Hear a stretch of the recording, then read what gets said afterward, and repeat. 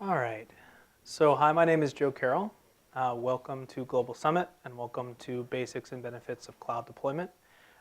We have a lot of stuff at our conference about the cloud and InterSystems products in the cloud and the future of software deployments in the cloud and yada yada. This session is intended to serve as kind of a 101 about cloud, so we can talk about sort of terms and understand really what it is. So we make sure we're all on the same page moving forward. When you see other things at the conference, when people talk about it more, you'll have a better understanding, especially in some of the deep dive sessions, of what it is that we're talking about and why. Okay? So, did that last presentation too. So my name is Joe Carroll. I work in product management at InterSystems, focused on cloud and container technology. Before I was in product management at InterSystems, I was in product support for about 5 years. And then I started way back in 2013 as an intern at InterSystems.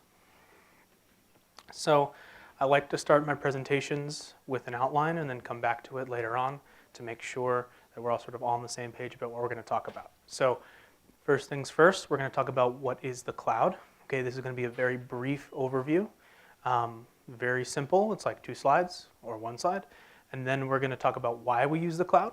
Okay, what problems it solves for us and both the business and technical value of that. And then we're going to talk about a little bit more about what the cloud is. Okay, a deeper dive into deployment models and service models and different ways to buy software on the cloud. And then we'll talk a little bit at the end about InterSystems in the cloud. But there are a cloud roadmap session talking about our strategy and what we'll be doing in the future, as well as technical deep dives if you want more on that. Okay? So let's talk about what the cloud is. I'm going to keep it really simple here. And this, I know, is an oversimplification, okay? But fundamentally, the cloud is someone else's computer, okay? It doesn't matter whether that's Amazon, Google, or Microsoft's, okay? Those are the biggest public cloud providers, okay? Fundamentally, what the cloud is somebody else's computer, storage, network, resources, software, what have you, okay? And they're running it for you, and you're renting it, okay? So you pay as you go for only what you need, okay? So it's like, I don't know, going to Blockbuster and renting a movie for the weekend, okay? You're paying only for what you're getting, okay, and nothing else. Right. And most importantly about the cloud, it's not like going to your IT department and asking for a loaner laptop. Okay? The cloud gives you programmatic access to these things. So it's much more like filling out a form in a web interface or executing a command on the CLI or running a script that auto provisions you compute or virtual machines or storage or what have you on these cloud providers. Okay, so this is the cloud in basic.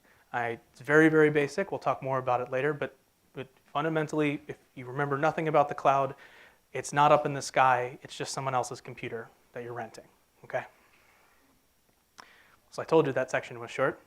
Now let's talk about why we use the cloud. And the reasons why we use the cloud are varied, and there's a lot of them. So what we're going to do is go through a business use case, because it's sort of like death by 1,000 cuts. There's a bunch of little reasons that sort of sum up to a very good argument for why a cloud deployment makes sense. And so let's talk about an app that we're going to build. So I have this great idea. It's a new app. It's Uber for Bitcoin. It's going to be great. It's going to make a lot of money, or am I going to lose and piss off my investors? Probably the latter. Okay, it's not a great plan, not a great app idea. Okay, but fundamentally, if I'm starting up a company or doing a new deployment or new software development, I have to decide where my data center is, okay, or what my deployment infrastructure looks like. And in 2019, I have 2 options. I have on-premises and I have in the cloud. Okay, so on-premises is going to be that blue building there, and the cloud is going to be purple in this situation. Okay, so let's talk about how we go through procuring the infrastructure, the data center, deployment, whatever you want to call it, for this deployment. So if I'm doing it on premises, okay, what's going to happen is that I'm going to pay up front for a defined size infrastructure. Okay, so I decide this is my system architecture, these are the machines that I need, this is the server racks, whatever. Okay, I buy them, I wait for them to come in the mail. I know, in the mail. And then I install them. Okay, and in order to scale up, I need to buy more and install those. Okay, and I'd go through the same cycle to add machines to my configuration. Scaling down in that situation is, well, we'll come back to it, but it's not a pretty picture. Okay, in the cloud-based solution, you're not paying up front. Okay, you're paying as you go for what you need. So if you want to scale up, you just decide to pay more and get more machines. And if you want to scale down, you decide to pay less. Okay, the difference in price between on-premises and the cloud, it's pretty similar. Okay, but fundamentally, it's how you buy the stuff and how fast you get it and how flexible it is for what you're getting. Right. So in the cloud, you pay only for what you need, and you can go up and down easily. On-premises, it's slower, it's paying up front, and when you need to scale down, you either need to repurpose your machines, decommission them, or, I don't know, get acquired or something like that. Right. Okay. In addition to the payment model and how we go about building our data center, okay, on premises, we actually are building it. Okay, we need physical space. We need a place to store all these servers, and lots of times we need a lot of it. Okay, and especially if we're doing worldwide, some sort of application that's deployed worldwide, I might need a data center here and one in Japan or something like that. And the cost to the business of purchasing this space or renting it and managing it is real. Okay, in the cloud, there's no physical space needed. Of course, the cloud providers themselves have physical space. They have server farms everywhere. Okay, but you, as someone who's buying this, do not need to manage the physical space of your servers. Okay, so once again, it's just a lower overhead to it. You pay for it in your service cost, right? But you don't need to manage the physical space yourself, which can be an advantage, especially if we're doing a new deployment or starting a new line of business. Okay. In addition to that physical space, I need people to manage the physical machines. So in an on-premises deployment, I need dedicated hardware people. Okay, I need people who really understand how to manage these things in the real world. In the cloud, I just don't need that, right? I need people who understand the technology and what we're buying, but I don't need people to install servers and racks and plug in network cables. Okay. In addition, in on-premises, I need a software team. In both situations, you need software teams. Okay, but the style and responsibility of your software team is different on-premises versus the cloud. So in an on-premises solution, you are managing everything that's installed on these servers, probably. Okay. In the cloud, the software might update itself, automatic OS patches, it depends on what you buy. We'll talk about that later. But software gets simplified because you have automation tools and because the cloud providers have a vested interest in keeping you up on latest greatest, because you have a service agreement with them for some service that you're buying. Okay, so there's a difference in the physical people that you need to manage these things and the responsibilities that you have between on-premises and in the cloud. In on-premises, you need a security team as well, but security is entirely your problem. Okay. You as an organization have to figure out how you're going to secure these physical servers that you're buying and the data center, air gaps and all that, right? In the cloud, there's rigorous security compliance by default from your cloud providers. Now, security is one of the reasons why a lot of people point to on-premises solutions being what they need for their business, because the cloud is insecure. I would argue that that is a misconception nowadays. The sorts of standards that someone like AWS and compliance they have to meet in order to work with the US government and some of these security agencies is really, really high. These people really know what they're doing. And I've been through it with them as a partner, getting Iris configurations running in the cloud, and the security standards that they hold us to are very rigorous. Okay, so if you're concerned about security when you're talking about on-premises versus the cloud, I would encourage you to look into it and really talk to the cloud vendor about it, because they really do know this stuff. And everybody thinks that they're good at security.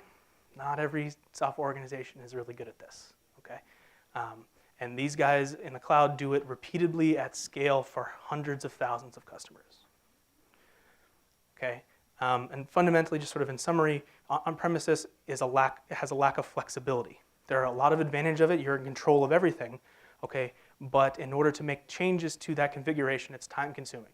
If my startup idea fails and I want to pivot to something else and re-architect my systems, if I need to change the server infrastructure for that, that can have a large overhead. In the cloud, it's like destroy what I had running before and apply a new template to get more machines, okay? So as I said, the argument between cloud and on-prem is not so simple, okay? It's not an obvious choice, okay? But there are a lot of advantages to a cloud-based solution in terms of simplicity and flexibility and startup. And it's kind of all of these little reasons that sum up to a pretty good business case. So if you're wondering as an engineer, engineering manager, or solution architect, why that idiot in the business, on the business side of the company says we need to do it in the cloud, they're thinking about this, right? They're thinking that it's going to be cheaper, it'll be faster, more flexible, easier to understand, okay? Get up and running much quicker than an on-premises solution. Does that make sense? Okay. It's not like, I'm not here to tell you that every software deployment should be in the cloud, but I'm telling you a lot more of them should be than we think, okay? Because of the advantages, especially new software deployment applications. For sure, you should really consider it because there's a high upstart cost to on-premises solution. So I glazed over at the beginning what the cloud is.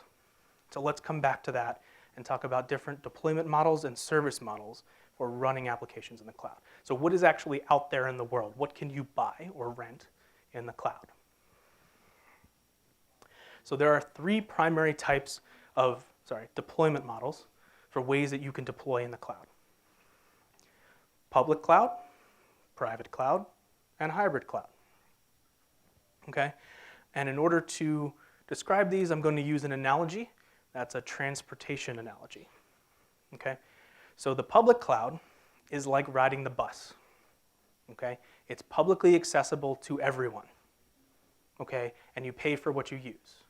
And so if I want to ride the bus and I don't have the monthly card, I go to the bus station, I have $2 in my pocket or whatever, I put it in the machine, I've paid for a seat, and the bus takes me from point A to point B. There are lots and lots and lots of different bus routes, okay? But primarily, or almost always there's going to be one that takes me from where I am to where I want to go. And you and I might be on the bus together, paying for the same service, and you get off 2 stops away from where I get off. So we're going different places, but we're using the same standardized solution. Okay, so this is the public cloud. It's publicly available. The biggest ones are AWS, Azure, Microsoft Azure, Google Cloud Platform, right? I mean, Oracle and IBM. It's like if you just, anybody can create an account and put their credit card in and now you're running in the cloud, right? That's the public cloud. The private cloud is like buying a car, okay? It's privately owned. You pay a lot up front, okay? So private, but you drive it anywhere. So this would be like paying for an on-prem cloud. Okay, so there's like VMware has a vSphere or vRealize is their on-prem cloud product, which gives you cloud-like interfaces and automation, but you're running on on-prem servers. Or it could be I pay AWS for the privilege to have a private cloud. They still manage the server farm for me and all that great stuff, but it's my own thing. I pay up front, I pay a lot more, but now I own the car. I can drive it wherever the hell I want, right? And if I wreck that car, it's my responsibility, okay?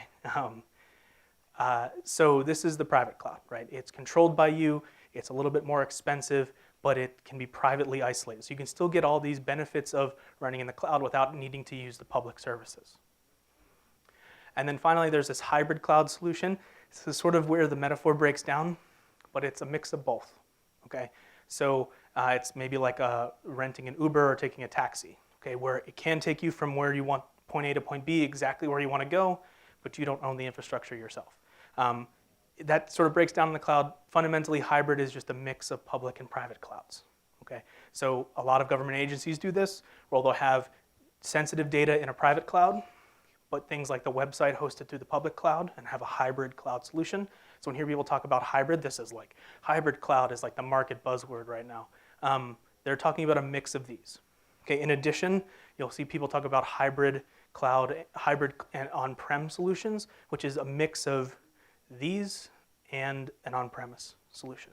Okay, so these are the different ways that you can deploy. You can deploy with a mix exclusively on one or another, but this is sort of what you're getting when you decide to buy things in the cloud. So now we talked about ways to deploy things or areas in which you could buy services. Let's talk about different types of services in the cloud. And this is where we really dig into sort of what you're getting when you buy things. So in the cloud, everybody talks about as a service. Okay, so you'll see this acronym, which is a letter and then AAS, okay, which is describing something that you can purchase from a cloud provider. So when the cloud first became a thing, when AWS got really big, okay, it started as infrastructure as a service. Okay, so virtual machines, servers, storage, network, this is what you were able to buy on the cloud. Okay, and you rent it, you pay for the privilege for this virtual machine, and if you decide to shut it down, you stop paying, and it's gone forever. Okay, same thing with storage, network, etc. On top of this infrastructure as a service, cloud providers started to build platforms as a service and offer them to you as well. So an execution runtime, okay, so something like you can get a server with Java installed on it, or you can get a server with Iris installed on it right now, okay? A database, web server, development tools, that sort of thing. So it's a little bit more baked than your infrastructure as a service. It has other things in it as well. It's more of a platform than just sort of the raw primitives to build your solution. Maybe not the right word. Okay, on top of these platforms, we have full software as a service, okay? So things like email, games, customer relationship management, instant messenger. So think Salesforce or G Suite or Office 365. These are software as a service cloud solutions. They may not be in the same cloud marketplace as the other things, but you're not owning these systems. You're just getting access to some server that has Word installed on it, right? And then on top of full functions, we get more abstract things that are a little bit more, on top of software, we get more abstract things like function as a service. So now cloud providers will let you just give them code. So you can say, here's a function written in Java or JavaScript or whatever, and Amazon will take that, set up an environment to run it in, and then you pay per call to that function, like a REST endpoint or something like that. And they'll tell you first million calls free, but of course, if you ever get into production with function as a service, you're going to be spending a lot of money for a function call. Okay, but again, it's simplifying the picture. The cloud provider is taking care of everything beneath that for you, such that you don't need to worry about it. Okay, so there's business value in there, but you're also paying a premium for it. And then we have things like machine learning as a service, which we have a demo later at one of the keynotes about this, but it allows you to do machine learning algorithms and that sort of thing on top of cloud services. So there's lots and lots of things. If you go to the AWS marketplace or one of these other marketplaces, you'll see like everything under the sun, okay? And all of them are available for a small monthly fee, which will rack up, of course. But they're solving real business problems with this stuff. Okay, so if you want to visualize it as a pyramid or a reverse funnel, I promise it's not a pyramid scheme. You have infrastructure, platform, SaaS, function, machine learning, etc. Okay, it's not quite like this, but this is the idea, is that these things are building on top of each other. And so from one thing led to another with these cloud providers as they got into, as they scaled up and started doing business. So in order to understand this a little bit better in terms of the business value, I want to do an analogy. Okay, I love cake. Can you tell? Who doesn't love cake? Okay, maybe those pie people, but cake is great. Okay, so if I want to bake a cake, okay, and the analogy here is baking a cake or getting cake, and to an on-prem solution. We're going to go up the stack from on-prem to IaaS, PaaS, etc. Okay, so if I want to make a cake in the on-prem way, I need eggs, butter, sugar, flour, baking pan, oven, electricity, gas, a fork, a table. Maybe I should have put a plate there. I'll just eat off the table. It's fine. It's my house. Okay. Okay. But so if I'm baking a cake like an on-prem solution, the first thing that I do is I go and buy a chicken because I need eggs. Okay. And then I go buy a cow because I need butter.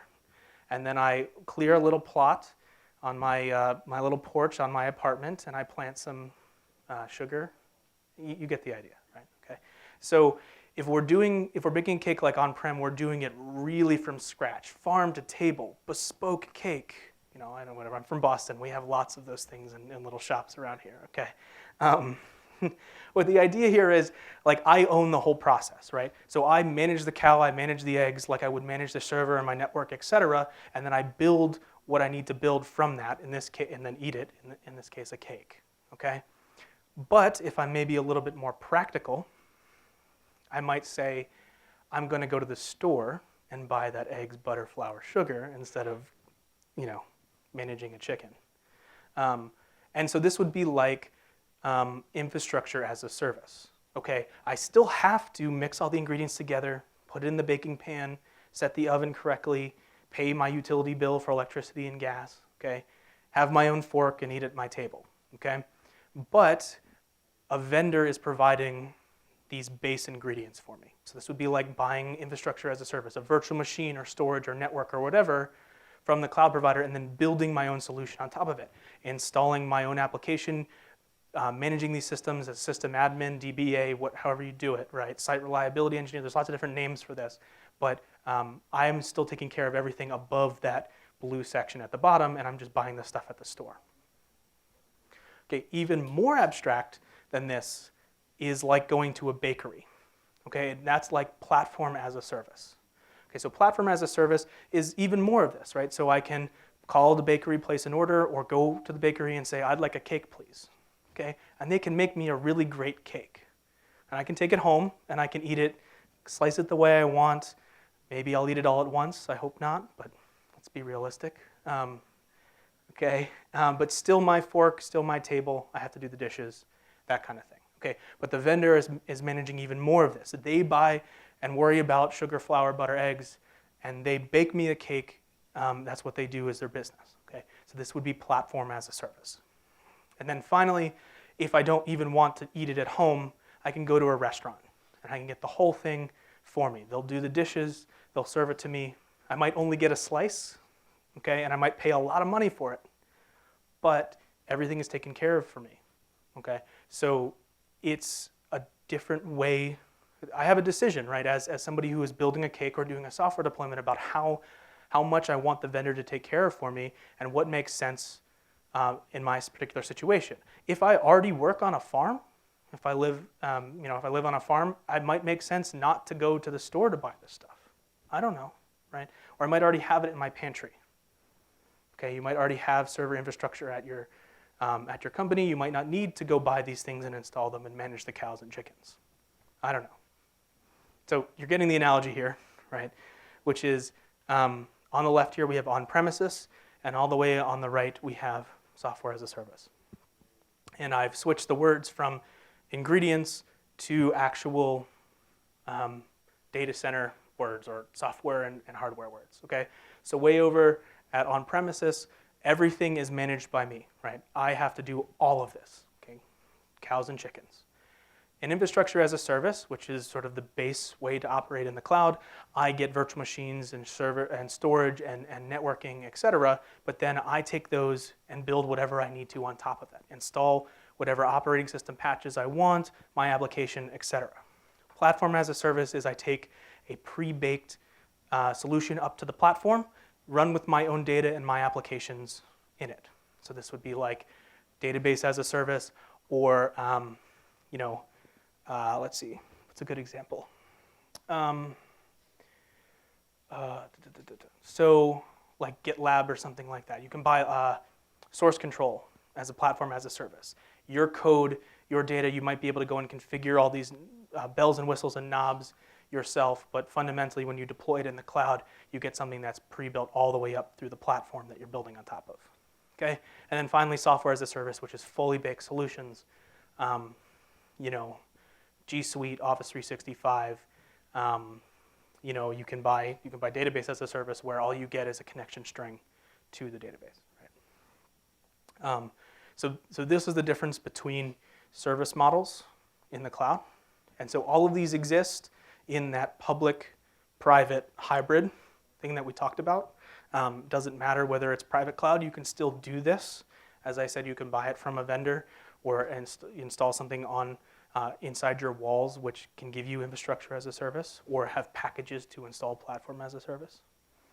Okay, but this is the different deployment models. Questions about these? Good? Does the analogy work?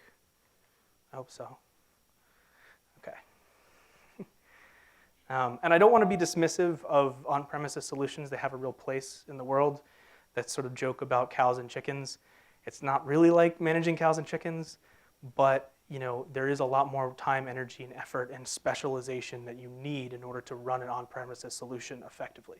People, money, expertise, which is getting harder and harder to find. Mostly because the cloud providers keep buying up the hardware people, but it's a different story. Okay, so we talked about what the cloud is. We talked about why we use the cloud, and then we talked a little bit about deployment models and service models. So now I want to talk a little bit about what Iris is doing in the cloud, just to, I gotta check the time real quick, just to make sure, oh, we're good. Just to make sure that you guys sort of understand where we see ourselves in this picture. There's a full cloud roadmap session from my partner in crime in product management, Luca, who's this very fun Italian. If you haven't met Luca, he's got a lot of energy, even more than me, it's surprising. And as well as like deep dive technical stuff on this, okay? But I'll give you sort of the overview. So where does InterSystems see itself in the cloud?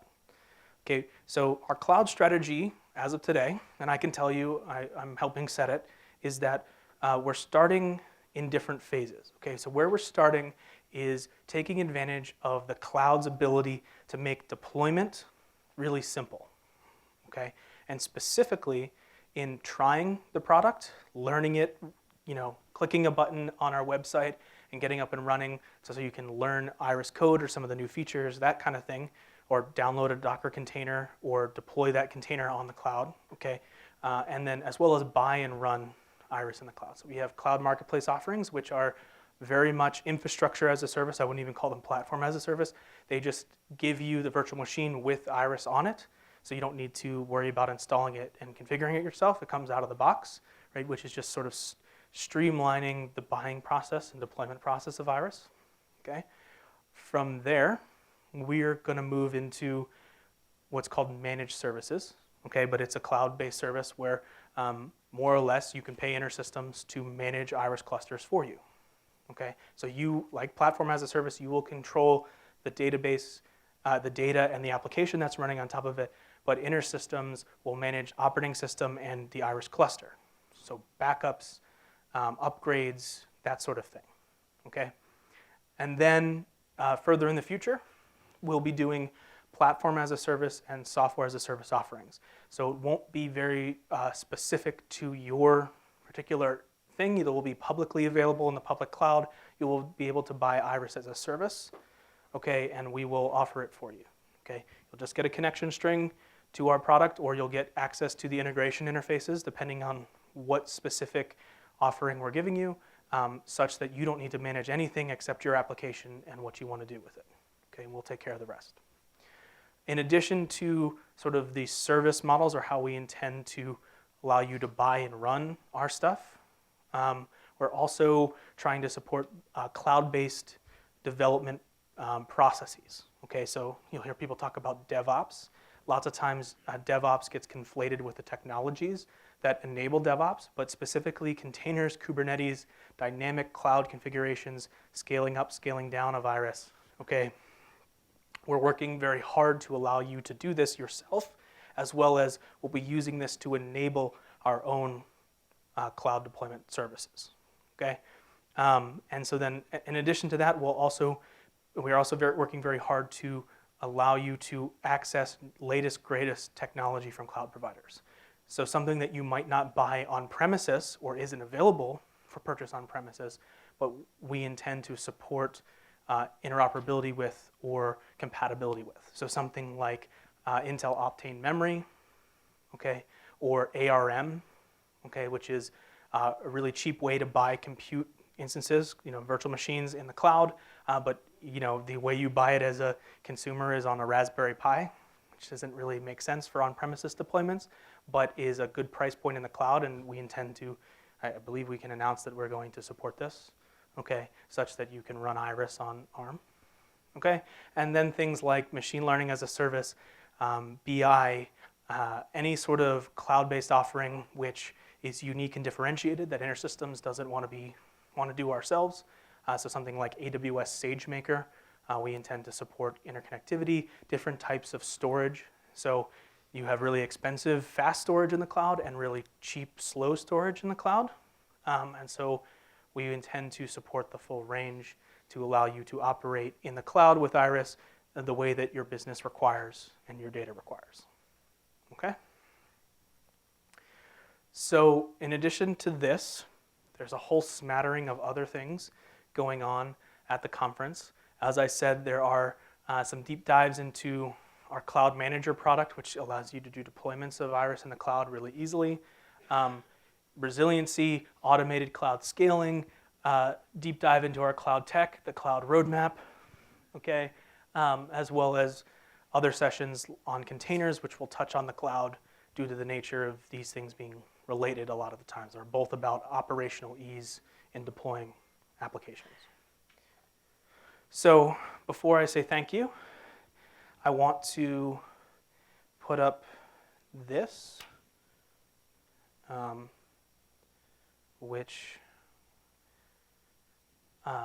if you're interested in Iris and the cloud and getting early access to new deployment interfaces, new offerings, latest versions of our product that support specific cloud features, you can sign up for the beta program.